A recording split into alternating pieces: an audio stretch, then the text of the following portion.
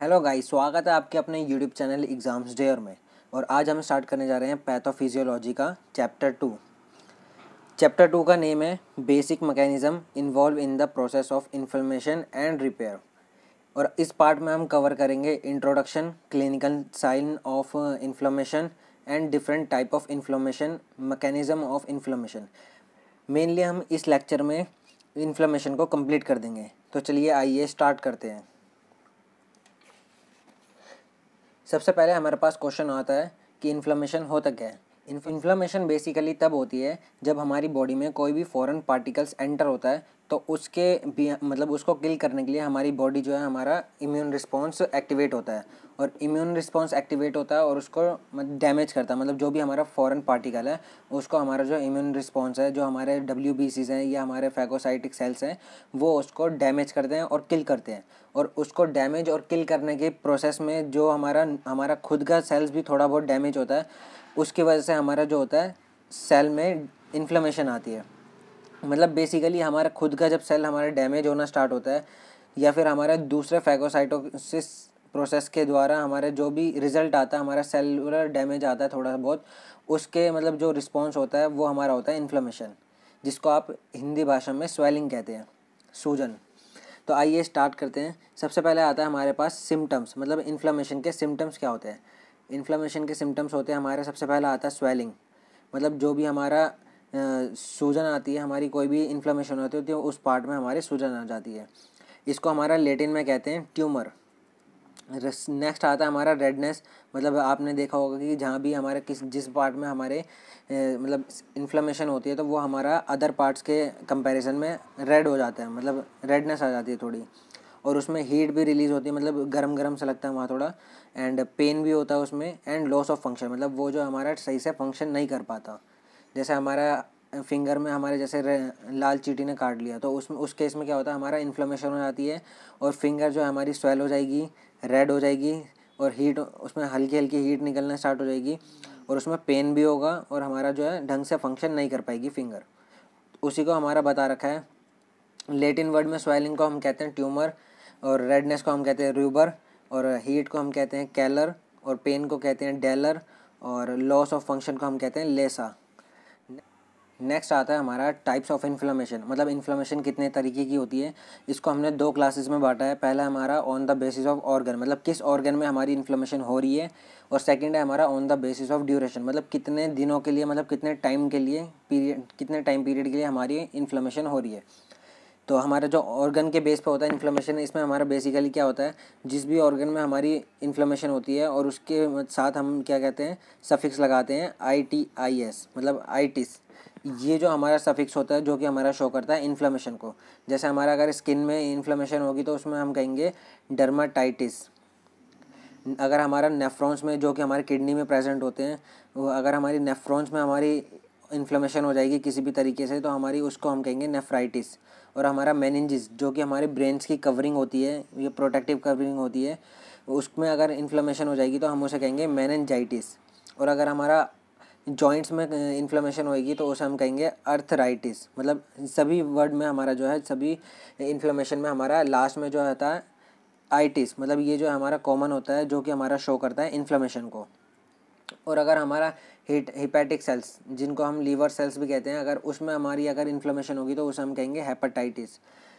Next हमारा आता है on the basis of duration, मतलब ड्यूरेशन के बेस पे हमने 4 क्लासेस में डिवाइड करा है: एक्यूट, सब acute, chronic and chronic acute. Acute inflammation कौन सी होती है, जो कि हमारी 3 से 4 दिन या 5 दिन तक हमारी होती है। बेसिकली हमारी 3 से 4 दिन में हमारी ये ठीक हो जाती है। इसी में हमारा जो आता है, इसी में एग्जांपल आ जाएगा, जैसे आपको कभी लाल चींटी काटा हो तो उसमें जो है, उस केस में जो है हमारी इन्फ्लेमेशन हो जाती है, जो कि हमारी लाल चींटी जब हमारी अपने एसिड रिलीज़ कर देती है हमारी स्किन के अंदर, उस केस में जो हमारे लाल चींटी की जो एसिड्स हैं वो हमारे लिए फॉरेन पार्टिकल्स हैं, तो हमारी इम्यून सिस्टम जो है उसे ब्रेक डाउन करना स्टार्ट कर देती है। तो उसी केस में जो है हमारा थोड़ा डैमेज होता है, इसीलिए हमारा जो है इन्फ्लेमेशन होती है। नेक्स्ट आता है हमारा सब एक्यूट। नेक्स्ट आता है हमारा सब एक्यूट। सब एक्यूट कौन सी इन्फ्लेमेशन होती है? ये जो होती है हमारी 1 वीक के लिए होती है, मतलब 1 वीक या 2 वीक के लिए होती है, उसके बाद ये ठीक हो जाती है। नेक्स्ट आता है हमारा क्रॉनिक। क्रॉनिक जो होती है हमारी 1 मंथ के लिए होती है, 1 से 2 मंथ में ये हमारी ठीक हो जाती है। लास्ट आती है हमारी क्रॉनिक एक्यूट। ये जो होती है हमारी परमानेंट होती है, ये हमारी ठीक नहीं होती है, इसलिए हम इसको कहते हैं क्रॉनिक एक्यूट। मतलब ये जो हमारी लाइफ टाइम बनी रहती है, कभी हमारी बढ़ जाती है, कभी हमारी ठीक हो जाती है तो बढ़ जाती है, और ये हमारी चलती रहती है। मतलब ये जो होता है हमारे कभी पूरी तरीके से ठीक नहीं होती, नॉर्मल हमारी थोड़ी बहुत रहती है, उसे इसीलिए हम कहते हैं इसे क्रॉनिक और एक्यूट। नेक्स्ट आता है हमारा इटियोलॉजी ऑफ इन्फ्लेमेशन। मतलब इन्फ्लेमेशन के कौन कौन से कॉजेज़ हैं, आखिर क्यों हमारी इन्फ्लेमेशन होती है और किन किन एजेंट्स के थ्रू हमारी इन्फ्लेमेशन होती है। फर्स्ट आता है हमारा इसमें फिजिकल एजेंट्स। फिजिकल एजेंट्स कौन से हो गए? जैसे हमारा जो है टेम्परेचर हो गया या रेडिएशन हो गया, ये जो होते हैं हमारे फिजिकल एजेंट्स में आती है। इसमें हमारा क्या आता है? Heat, cold and radiation. इसके थ्रू जो भी हमारी इन्फ्लेमेशन होगी वो हमारे फिजिकल एजेंट्स में आएगी। सेकंड आता है हमारा केमिकल एजेंट्स। केमिकल एजेंट्स कौन से होते हैं? हमारे ऑर्गेनिक और इनऑर्गेनिक पॉइजन्स, उनकी वजह से जो भी हमारी इन्फ्लेमेशन आती है, या फिर हमारा कोई भी मतलब हार्मफुल सब्सटेंस है जो कि हमारे ऑर्गेनिक है या इनऑर्गेनिक है, मतलब कोई भी केमिकल सब्सटेंस के थ्रू अगर हमारी इन्फ्लेमेशन कॉज होती है तो उसको हम कहेंगे केमिकल एजेंट्स। इसमें हमारे ऑर्गेनिक और इनऑर्गेनिक पॉइजन्स आते हैं जिनकी वजह से हमारी इन्फ्लेमेशन कॉज होती है। थर्ड आता है हमारा इन्फेक्टिव एजेंट्स। इन्फेक्टिव एजेंट्स कौन कौन से होते हैं? जैसे हमारे माइक्रोबियल एजेंट्स हो गए, जो कि हमारे मतलब इन्फेक्शन कॉज करते हैं हमारी बॉडी में, और हमारी बॉडी के लिए फॉरेन पार्टिकल्स होते हैं, जिनको हमारा जो इम्यून सिस्टम ब्रेक डाउन करता है या फिर किल करने की कोशिश करता है। उसमें एग्जांपल आ जाता है हमारा बैक्टीरिया एंड वायरस। ये जो होते हैं हमारे बॉडी में इन्फेक्शन कॉज करने की कोशिश करते हैं, बट हमारा अगर इम्यून सिस्टम स्ट्रांग होगा तो उस केस में हमारा जो है इम्यून सेल्स जो है इनको डिग्रेड कर देंगे या हमारे किल कर देंगे। फोर्थ आता है हमारा इम्यूनोलॉजिकल एजेंट्स। इम्यूनोलॉजिकल एजेंट्स क्या होते हैं? Antigen antibody reactions. कई बार हमारी बॉडी जो होती है हमारा ऑटो इम्यून रिस्पॉन्स दिखाने लग जाती है। हमारा इम्यून सिस्टम जो है हमारा अपने ही सेल्स को डिग्रेड करना या किल करना स्टार्ट कर देता है। उस केस में हमारा जो होता है ऑटो इम्यून रिएक्शंस होती है या एंटीजन एंटीबॉडी रिएक्शंस होती है। इस केस में भी हमारा जो होता है इन्फ्लेमेशन होना स्टार्ट हो जाता है। इसका सबसे अच्छा एग्जांपल है हमारा अर्थराइटिस। अर्थराइटिस के केस में क्या होता है? हमारा जो मास्ट सेल्स होते हैं या हमारे WBCs होते हैं, वो हमारा फाइगोसाइटोसिस कर देते हैं। हमारे जो हमारे जॉइंट्स हैं उनमें जो सेल्स प्रेजेंट होते हैं, साइनोवियल फ्लूइड जो होता है या फिर हमारा साइनोवियल कैप्सूल जो होता है उसको डिग्रेड करना स्टार्ट कर देते हैं, जिसकी वजह से वहाँ पर हमारे जॉइंट्स में स्वेलिंग आ जाती है। ये बहुत ही ज़्यादा पेनफुल होती है, जिसको हम ईज़िली क्योर नहीं कर पाते।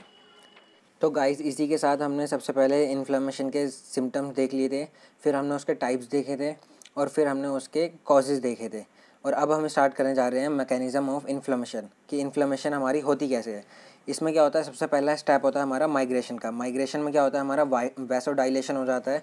इसको आप ऐसे समझिए, जैसे आपके ये सेल्स हैं, इसमें हमारा कोई फॉरेन मटेरियल है, ये सब फॉरेन पार्टिकल्स है, तो इसके जो आसपास की जो हमारी ब्लड वेसल्स होंगी वो हमारी जो हैं, जैसे हमारी ये इस केस में हमारी है अभी ऐसी है, बट हमारी जो ब्लड वेसल्स होता है इसमें वैसोडाइलेशन हो जाता है, जिसकी वजह से हमारा जो है ये ब्लड वेसल हमारी चौड़ी हो जाती है। ये जो है हमारी इतनी चौड़ी हो जाएगी, जिसकी वजह से हमारा जो ब्लड फ्लो इंक्रीज़ हो जाएगा, और ब्लड फ्लो इंक्रीज़ होने की वजह से हमारा जो है जो ब्लड सेल्स है या हमारे प्रोटेक्टिव सेल्स है या जिन्हें हम WBC के नाम से जाते हैं, वो जो हमारे ईज़िली टारगेट सेल्स के साथ टारगेट सेल के पास पहुंच सकते हैं। इसलिए हमारा सबसे पहले क्या होता है? वैसोडाइलेशन हो जाता है। सेकंड हमारा आता है rolling and adhesion. Second step में क्या होता है? रोलिंग और एधेशन, मतलब जो भी हमारे ये हमारे ब्लड वेसल है, इसमें हमारे जो भी हमारे WBCs है या हमारे फैगोसाइटिक सेल्स होते हैं, वो हमारे जल्दी जल्दी आते हैं हमारे, और यहाँ पे हमारे एंडोथीलियल के पास आके अटैच हो जाते हैं। ऐसे ही हमारे बहुत सारे सेल्स आके हमारे यहाँ अटैच हो जाएंगे, और ये हमारा टारगेटिंग सेल्स है, मतलब यहाँ जो हमारा ये है हमारा फॉरेन पार्टिकल्स,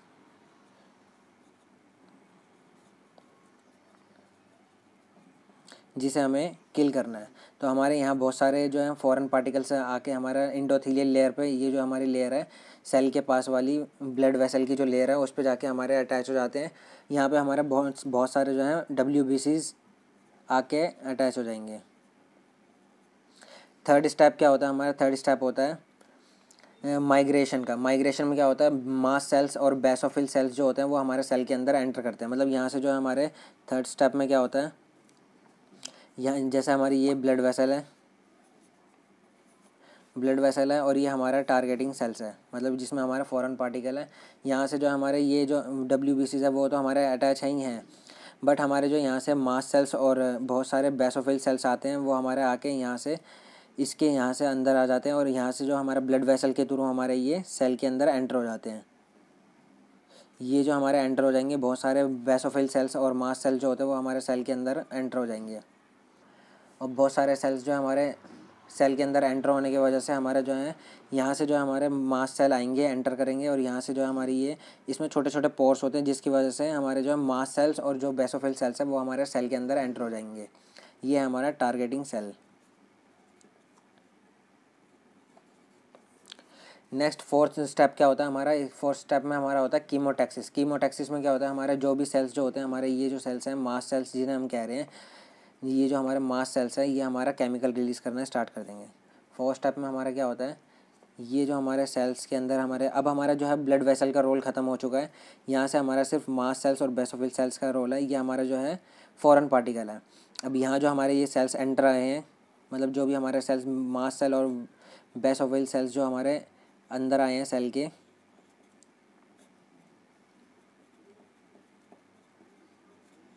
ये जो हमारा केमिकल रिलीज़ करना स्टार्ट कर देंगे। मतलब इसको जो हमारा कीमोटैक्सिस के थ्रू हमारा ये जो हमारा केमिकल रिलीज़ कर देंगे जो कि हमारा फॉरेन पार्टिकल्स को या भी हमारा फॉरेन एजेंट है उसको हमारा किल करना स्टार्ट कर देगा। फिफ्थ स्टेप क्या होता है हमारा? डिग्रेडेशन। फिफ्थ स्टेप क्या है हमारा? डिग्रेडेशन। फिफ्थ स्टेप में हमारा क्या आता है? डिग्रेडेशन क्या होता है हमारा जो है कीमोटैक्सिस। जैसे हमारे जो मास्ट सेल्स और जो हमारे जो बेसोफिल सेल्स हैं, जैसे हमारे ये जो मास्ट सेल्स हैं और बेसोफिल सेल्स हैं वो हमारे केमिकल रिलीज़ करते हैं। उन केमिकल रिलीज़ करने की वजह से जो हमारा फॉरेन पार्टिकल वो तो किल हो जाता है, बट उसके साथ साथ हमारा जो है जो हमारा सेल है जिसके अंदर हमारा जो है बेसोफिल ये जो हमारा फॉरेन पार्टिकल है, ये जो हमारा सेल है टारगेटिंग सेल, वो भी हमारा थोड़ा बहुत डैमेज होना स्टार्ट हो जाता है। जैसे कि हमारा ये टारगेटिंग सेल था, यहाँ से जो है हमारा ये जो है हमारा थोड़ा बहुत डैमेज होना स्टार्ट हो जाएगा। यहाँ से स्मॉल मतलब स्पोर्स हो जाएंगे या फिर हमारा छेद होना स्टार्ट हो जाएंगे, जिसको हम कहते हैं डैमेज, मतलब सेलुलर डैमेज। मतलब जो कि हमारे मास्ट सेल जो हमारे मास्ट सेल और बेसोफिल सेल्स हैं वो हमारे इंटरल्यूकिन्स और हमारे प्रोस्टाग्लैंडिन्स, हिस्टामिन्स जैसे रिएक्शन मतलब केमिकल जो है वो रिलीज़ करते हैं और उनकी वजह से हमारा जो है फॉरेन पार्टिकल्स तो किल होता है, बट उसके साथ जो हमारे खुद के सेल्स को भी थोड़ा बहुत डैमेज आता है और इसी वजह से हमारा जो है ये हमारे मास्ट सेल्स हैं। अब यहाँ से जो हमारा जो फॉरेन पार्टिकल है वो तो डिग्रेड हो गया, मतलब वो किल हो चुका है, बट हमारे जो है ये जो हमारा सेल जो है टारगेटिंग सेल वो भी हमारा थोड़ा बहुत डैमेज हो चुका है। इसमें क्या होता है हमारा सेलुलर डैमेज। अब सेलुलर डैमेज हो जाता है, इसकी वजह से हमारा जो है फिर सिक्स्थ स्टेप हमारा क्या कहते हैं? इन्फ्लेमेशन। मतलब हमारा जो सेलुलर डैमेज, हमारा जो खुद का सेल डैमेज हुआ है उस वजह से हमारी जो है सेल में जो हमारा या फिर हमारे जो ऑर्गेन्स या फिर हमारे जो टिश्यू है उसमें जो है इन्फ्लेमेशन होती है।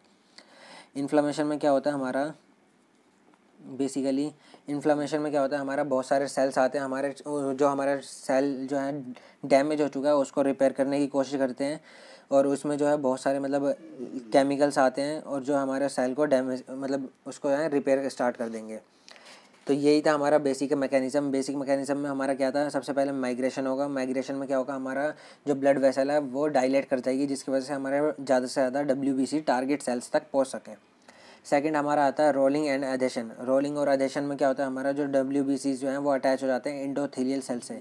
बहुत सारे WBC जो होते हैं वो हमारे जो हमारी ब्लड वेसल है उसकी जो बाहर वाली लेयर है, जो एंड वाली लेयर है उस पर जाके अटैच हो जाते हैं जो कि हमारे नियर बाय होती है टारगेट सेल के।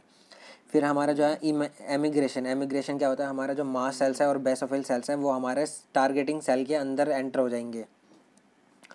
टारगेटिंग सेल के अंदर होने के बाद हमारा जो होता है कीमोटैक्सिस स्टार्ट हो जाता है। कीमोटैक्सिस क्या होता है हमारा जो मास्ट सेल्स और बेसोफिल सेल्स हैं वो हमारे केमिकल्स रिलीज़ करना स्टार्ट कर देते हैं जो कि हमारा फॉरेन पार्टिकल्स को डिग्रेड करना या फिर डैमेज करना या किल करना स्टार्ट कर देते हैं। फिर हमारा फिफ्थ स्टेप होता है डिग्रेडेशन क्या होता है हमारा जो फॉरेन पार्टिकल्स है उसके किल होने के साथ साथ जो हमारे ये जो केमिकल रिलीज हुए हैं जिसको हम प्रोस्टाग्लैंडिन्स, हिस्टामिन या इंटरल्यूकिन्स के नाम से जानते हैं, वो जो हमारा खुद के सेल्स को भी थोड़ा बहुत डैमेज देते हैं। उसी वजह से हमारा जो है डिग्रेडेशन होती है, सेलुलर डिग्रेडेशन होती है जिसकी वजह से हमारा जो है इन्फ्लेमेशन कॉज होती है। यही मेन रीज़न है हमारा इन्फ्लेमेशन का। इन्फ्लेमेशन हमारा फॉरेन पार्टिकल्स की वजह से नहीं होती। इन्फ्लेमेशन हमारा जो होता है, इम्यून रिस्पॉन्स जब एक्टिवेट होता है फॉरेन पार्टिकल को किल करने के लिए, उसका जो हमारा एंड प्रोडक्ट होता है, मतलब उसको जो किल करने के साथ साथ हमारा जो खुद का सेल भी डैमेज होता है, उस वजह से जो होती है हमारी इन्फ्लेमेशन कॉज होती है। नेक्स्ट आता है हमारा इन्फ्लेमेशन मेडिएटर्स। इन्फ्लेमेशन मेडिएटर्स हमें कई बार 2 मार्क्स में हमारे पूछ लेते हैं। इन्फ्लेमेशन मेडिएटर्स ये बहुत ही इंपॉर्टेंट टॉपिक्स है और ये मैकेनिज़्म जो है इन्फ्लेमेशन का वो हमारा एग्ज़ाम्स में कई बार आ चुका है, तो इसको ज़रूर करके जाइए। नेक्स्ट आता है हमारा इन्फ्लेमेशन मेडिएटर्स। इन्फ्लेमेशन मेडिएटर्स क्या होते हैं हमारे, ये हमारे जो है जैसे हमारे हिस्टामिन हो गया, सेरोटोनिन हो गया, प्रोस्टाग्लैंडिन्स हो गया, या नाइट्रिक ऑक्साइड्स हो गया, कीमोकाइंस हो गया, बहुत सारे केमिकल्स जो होते हैं वो हमारे एज अ मेडिएटर वर्क करते हैं, जो कि हमारा इन्फ्लेमेशन को इंक्रीज़ करते हैं। इसमें हमारा जो होता है इन हिस्टामिन जो होता है उसका सोर्स क्या, हमारा मास्ट सेल से रिलीज़ होता है हिस्टामिन। जैसे हमारा मास्ट सेल, इसमें जो हमारा थर्ड स्टेप में जो है मास्ट सेल जो है हमारे टारगेटिंग सेल्स के अंदर एंटर हो रहा था, और एंटर होकर हमारे जो है हिस्टामिन और प्रोस्टाग्लैंडिन्स और अदर केमिकल जो है वो रिलीज़ करता है। इसमें क्या होता है हमारा मास्ट सेल जो है और बेसोफिल्स, इसकी वजह से हमारा जो है हिस्टामिन रिलीज़ होता है, और हमारे ये एक्शन क्या करता है, वैसोडाइलेशन करता है और जो वस्कुलर परमिबिलिटी है उसको इंक्रीज़ कर देता है। सेकंड आता है हमारा सेरोटोनिन एंड प्रोस्टाग्लैंडिन्स। सेरोटोनिन और प्रोस्टाग्लैंडिन्स क्या होता है हमारा, ये जो होता है प्लेटलेट से आता है, मास्ट सेल से आता है और ल्यूकोसाइट से आता है। ये जो हमारे WBCs हैं, इसका एक्शन क्या होता है हमारा, ये जो हमारा वैसो कंस्ट्रिक्शन करता है और वैसो डायलेशन में हेल्प करता है, और ये जो हमारा पेन को स्टार्ट करता है, मतलब हमारा जो पेन सेंस होता है वो हमारा बेसिकली इसी की वजह से होता है। नेक्स्ट आता है हमारा नाइट्रिक ऑक्साइड। नाइट्रिक ऑक्साइड क्या होता है हमारा, एंडोथीलियम मैक्रोफेजिस के द्वारा हमारा रिलीज़ होता है, और इसका एक्शन क्या होता है हमारा, स्मूथ मसल्स को रिलैक्स कर देता है और किल करता है माइक्रोब्स को। फोर्थ आता है हमारा कीमोकाइंस। कीमोकाइंस क्या होता है हमारे, ये जो होता है ल्यूकोसाइट्स एक्टिवेटेड मैक्रोफेजिस। ये जो होता है हमारा ल्यूकोसाइट्स एक्टिवेटेड मैक्रोफेजिस होते हैं वो रिलीज़ करते हैं कीमोकाइंस, और इसमें जो होता है हमारा हेल्प करता है कीमोटैक्सिस में और ल्यूकोसाइट्स को एक्टिवेट करता है। फिफ्थ आता है हमारा काइनिन्स। काइनिन्स क्या होता है हमारा, ये जो होता है हमारा प्लाज्मा मेम्ब्रेन से रिलीज़ होता है, जो कि हमारा इंक्रीज़ करता है वेस्कुलर परमेबिलिटी को, मतलब हमारी जो वेसल है, ब्लड वेसल है, उसकी परमेबिलिटी को इंक्रीज़ कर देगा। मतलब ज़्यादा से ज़्यादा हमारा जो है सेल्स जो है हमारे ब्लड वेसल्स के थ्रू आ जा सकते हैं। मतलब हमारा जो ब्लड वेसल जो है हमारा परमेबिलिटी, जो ब्लड वेसल्स की परमेबिलिटी है उसको इंक्रीज़ कर देता है, और हमारा मेनली रिस्पॉन्स करता है पेन को, और हमारा वैसो डायलेशन में हेल्प करता है। नेक्स्ट आता है हमारा platelet activating factors. Platelet activating factors क्या होते हैं हमारे, ये भी एक तरह के मेडिएटर्स हैं जो कि हमारा रिलीज़ करते हैं ल्यूकोसाइट्स और मास्ट सेल्स। मतलब ये जो है ल्यूकोसाइट्स और मास्ट सेल्स मिलकर हमारा जो है प्लेटलेट एक्टिवेटिंग फैक्टर्स को रिलीज़ करते हैं, जो कि हमारा हेल्प करता है वैसो डायलेशन में, कीमोटैक्सिस में एंड ऑक्सीडेटिव बस्ट में। मतलब ऑक्सीडेटिव बस्ट क्या होता है हमारा, इसमें जो होता है सेल जो होता है हमारा ऑक्सीडेशन होता है और वो जो हमारा फट जाता है, इसको कहते हैं हम ऑक्सीडेशन बस्ट। और हमारा जो है कीमोटैक्सिस, मतलब केमिकल्स रिलीज़ करते हैं और फॉरेन पार्टिकल्स को हम किल कर देते हैं। और वैसोडाइलेशन क्या होता है, हमारा जो ब्लड वेसल्स होती हैं उनका जो ल्यूमन होता है वो हमारा बड़ा हो जाता है, मतलब जो हमारा ब्लड फ्लो, ताकि हमारा ब्लड फ्लो जो है हमारा ईजिली और ज़्यादा से ज़्यादा हमारा ब्लड फ्लो हो सके, जिसके थ्रू हमारा जो है, जो कि हेल्प करता है हमारा ज़्यादा से ज़्यादा जो हमारा WBC है वो हमारे टारगेटिंग सेल्स तक पहुँच सके। तो इसी के साथ हमारा आज का टॉपिक कंप्लीट होता है, और आज हमने देख लिया है इंट्रोडक्शन पार्ट देख लिया था, क्लिनिकल साइंस या हम जिनको सिम्टम्स कहते हैं वो भी हमने देख लिया था, इन्फ्लेमेशन के टाइप्स देख लिए थे, इन्फ्लेमेशन के मैकेनिज्म देख लिया इन्फ्लेमेशन का, और हमारा जो है अल्ट्रेशन इन वस्कुलर परमेबिलिटी ये भी देख लिया, ब्लड फ्लो देख लिया, माइग्रेशन ऑफ WBCs देख लिया, और मीडिएटर्स ऑफ इन्फ्लेमेशन देख लिया, और आज हमने यहाँ तक कंप्लीट कर लिया है। तो इसी के साथ हमारा आधे से ज़्यादा चैप्टर जो है हमारा आज कंप्लीट हो चुका है। चलिए गाइज, मिलते हैं नेक्स्ट वीडियो में। और जिन भी फ्रेंड्स को हमारा फार्मेसी रिलेटेड नोट्स चाहिए या प्रैक्टिकल फाइल्स चाहिए वो हमारे टेलीग्राम चैनल से फ्री ऑफ कॉस्ट जाके डाउनलोड कर सकते हैं।